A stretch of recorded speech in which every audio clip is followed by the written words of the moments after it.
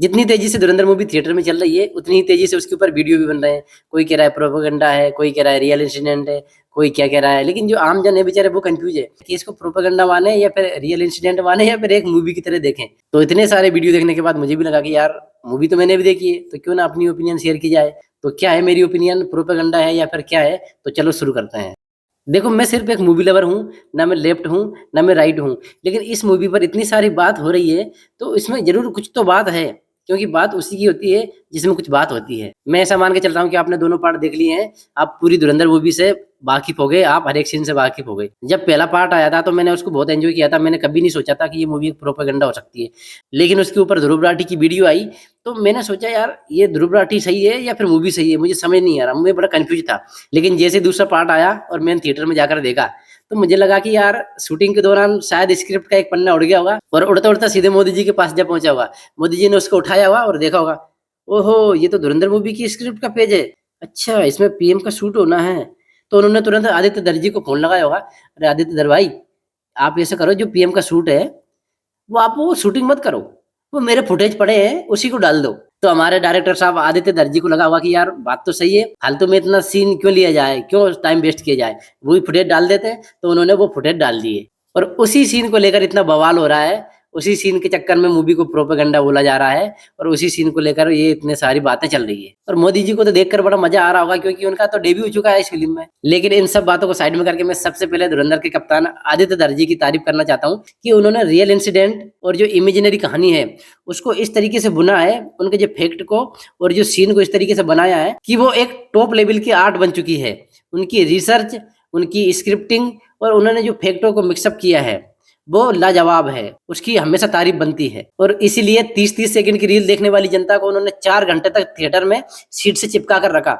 मैं खुद जब मूवी देख रहा था तो 4 घंटे तक मैं हिला भी नहीं सीट से। मैंने मोबाइल भी नहीं निकाल पाया कि मैं फोटो या वीडियो बना लूं। तो इस आर्ट के लिए उनको बहुत तारीफ है, बहुत बधाइयां हैं। लेकिन उस सीन को लेकर मैं भी बड़ा कंफ्यूज हूँ कि मोदी जी इनके पास कोलैब करने गए थे या फिर ये मोदी जी के पास कोलैब करने गए थे। ऐसा नहीं है कि इससे पहले देश के ऊपर मूवी नहीं बनी, प्राइम मिनिस्टर के ऊपर मूवी नहीं बनी, बहुत सारी मूवियां बनी है। लेकिन उनके रियल फुटेज उसको कहानी के साथ इस तरह मर्ज किया गया है, ये शायद पहली बार देखा है। मैं जब मूवी देखकर आया था तो मैंने मेरे बॉस से चर्चा करी थी इस बारे में।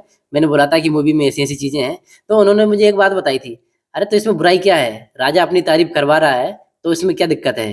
पहले के ज़माने में राजा इसलिए तो नवरत्नों को रखते थे, कोई संगीतज्ञ है, कोई आर्टिस्ट है, कुछ भी है, वो अपने राजा की तारीफ़ करे, उसकी अच्छी-अच्छी पेंटिंग बनाए, उसकी अच्छी-अच्छी चीज़ों को बाहर निकाले, तो वो बातें होती है। तो वही बात आज है, राजा अपनी तारीफ़ करवा रहा है, तो इसमें क्या बुराई है?" तो उनकी बात मुझे समझ आ गई, क्योंकि ये मूवी भी बिल्कुल एक राजा की कहानी को बखान करती है, उसका गुणगान करती है। लेकिन सिर्फ़ और सिर्फ़ प्रोपेगेंडा की आड़ में इस मूवी की क्राफ्ट की बात नहीं करना, इसके कैरेक्टर की बात नहीं करना, इसकी आर्ट की बात नहीं करना, इसकी स्टोरी की बात नहीं करना गलत होगा। सिर्फ़ 300 करोड़ में 7 सवा 7 घंटे की मूवी बनाना आसान बात नहीं है, ये सिर्फ़ आदित्य धर ही कर सकते हैं। किस तरह रिसर्च किया, किस तरह कैरेक्टराइज़ किया, उसके लोकेशन कैसे फिक्स करी, इसकी बात करना बहुत ज़रूरी है। हमजा, जमील जमाली, चौधरी असलम, उज़ैर, रहमान डकैत, इन सभी कैरेक्टर को आप जीवन भर भूल नहीं पाएँगे, आपके दिमाग में बस चुके हैं। और यही एक आर्ट की खास बात होती है। जिस तरह से दा विंची की मोनालिसा पेंटिंग हमारे दिमाग में बस चुकी है, उसी तरह से धुरंधर के हर एक कैरेक्टर हमारे दिमाग में बस चुके हैं और इसका श्रेय जाता है सिर्फ़ और सिर्फ़ आदित्य धर को। तो इस मूवी में आर्ट की कोई कमी नहीं है, साउंड डिजाइनिंग से लेकर सेट डिजाइनिंग तक,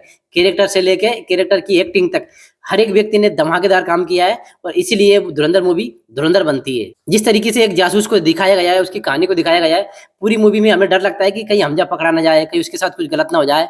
और ये पूरी कहानी धुरंधर मूवी की एक सबसे बड़ी जान है और यही कारण है कि हम उससे जुड़ पाते हैं, उससे अपने आप को रिलेट कर पाते हैं। इसलिए मूवी इतनी लंबी होने के बाद भी धड़ाधड़ कमाई कर रही है, अपने सारे रिकॉर्ड तोड़ रही है। सिनेमा लोगों को कन्विंस करता है, इसमें कोई शक नहीं है। लेकिन अगर आपने धुरंधर मूवी देखी तो आप सावधान रहें, सतर्क रहें, क्योंकि ये पूरी मूवी किसी की छत्र छाया में बनी है, इसलिए अपने दिमाग का उपयोग करें। और अगर आपने मूवी देख ली तो आपको कौन सा सीन अच्छा लगा, कौन सा कैरेक्टर अच्छा लगा, कौन सा डायलॉग अच्छा लगा, कमेंट बॉक्स में कमेंट करें। और पूरी मूवी के बारे में आप क्या राय रखते हैं, कमेंट बॉक्स में कमेंट करें। और ये सिर्फ मेरा ओपिनियन था, मैं ना लेफ्ट हूँ ना राइट हूँ, मैं फिर बता रहा हूँ, मैं सिर्फ न्यूट्रल हूँ। मैं बस अपनी बात आपसे कहना चाहता था जो कि आपसे कही। Thank you.